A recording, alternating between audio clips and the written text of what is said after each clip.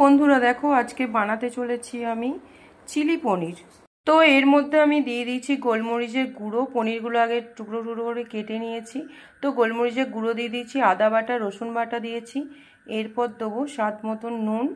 এর মধ্যে দিয়ে দিয়েছি স্বাদ মতন নুন আর 2 চামচ কর্নফ্লাওয়ার, 2 চামচ ময়দা। তো এটাকে আমি ভালো করে এরপর মাখিয়ে নেব। তো দেখো এইভাবে ভালো করে মাখিয়ে নিচ্ছি।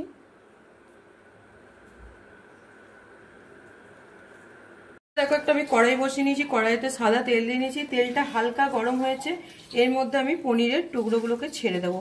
খুব বেশি গরম করিনি, কারণ তেলটাতে বেশি গরম করলে তেলটা পনিরগুলো একেবারে লাল হয়ে যাবে সঙ্গে সঙ্গে। তো এইভাবে আমি সব পনিরগুলোকে ছেড়ে দেবো। তো দেখো বন্ধুরা এইভাবে আমি লাল লাল করে ভেজে নিয়েছি, এরপর তুলে নেব। তো দেখো বেশি খরা করলাম না, যেহেতু হালকা হালকা করে আমি ভেজে নিয়েছি। তো দেখো খুব মানে ক্রাঞ্চি টাইপের হয়ে গেছে, যেহেতু কর্নফ্লাওয়ার আর হালকা ময়দা দেওয়া আছে। তো খুব সুন্দর ফ্রাই করে নিয়েছি। তো এইগুলো সবগুলো এবার তুলে নেব। তো আমি বাকিগুলো এইভাবেই ভেজে নেব। তো দেখো তো বন্ধুরা দেখো ওই কড়াইয়ের মধ্যে আমার মানে সব পনিরগুলো ভাজা হয়ে গেছে। ওই কড়াইয়ের মধ্যে আমি অল্প একটু তেল দিয়ে দিয়েছি। তো তেলটা গরম হয়ে গেছে, এরপর আমি দিয়ে দেবো রসুনগুলোকে ভেজে রসুন কুচিটাকে দিয়ে দেবো।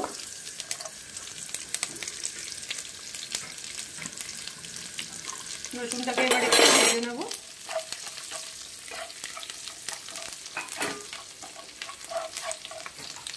তারপর দিয়ে দেবো একটু আদা কুচি আর দিয়ে দেবো এর মধ্যে কাঁচা লঙ্কা। তো এটা একটু লাল লাল করে ভালো করে ভেজে নেব। তো এটা লাল লাল করে ভাজা হয়ে গেছে, এরপর আমি কাটা পেঁয়াজগুলোকে দিয়ে দেবো এর মধ্যে। তো কাটা পেঁয়াজটাকে এর মধ্যে দিয়ে একটু নাড়াচাড়া করে ভেজে নেব। তারপর দিয়ে দেবো ক্যাপসিকাম। এখানে আমি একটা ক্যাপসিকাম দিয়েছি, বেশি দিইনি।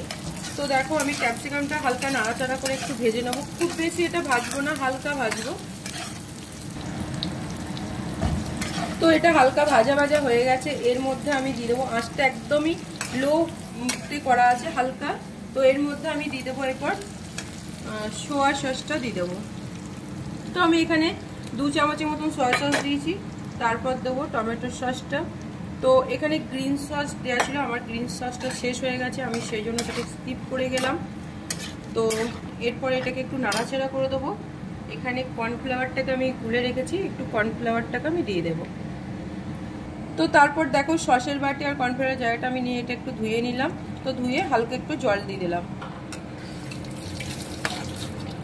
তো এর মধ্যে আমি দিয়ে দেবো 1 চামচ চিনি অ্যাড করব।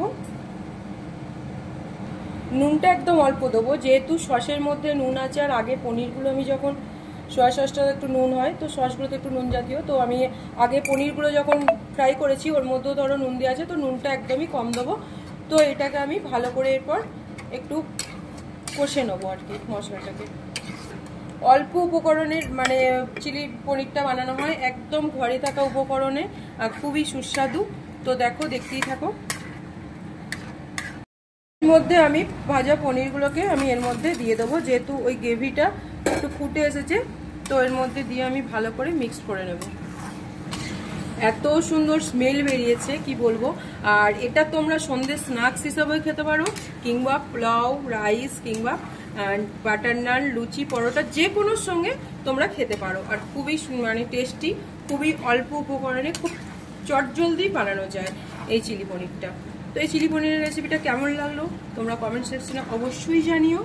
তো আমার ভিডিওটা ভালো লাগলে লাইক, কমেন্ট, শেয়ার, সাবস্ক্রাইব অবশ্যই করবে। তো এর মধ্যে আমি নামানোর আগে দেখো সাদা তিলটা এইভাবে আমি ছড়িয়ে দিলাম। ডেকোরেশন হিসাবেও সুন্দর লাগবে, খেতেও খুবই টেস্টি লাগবে। দেখতেই পাচ্ছ তোমরা, দেখো এর পুরো লুকটাই চেঞ্জ হয়ে গেল সাদা তিল দিলে। তো চলো টাটা।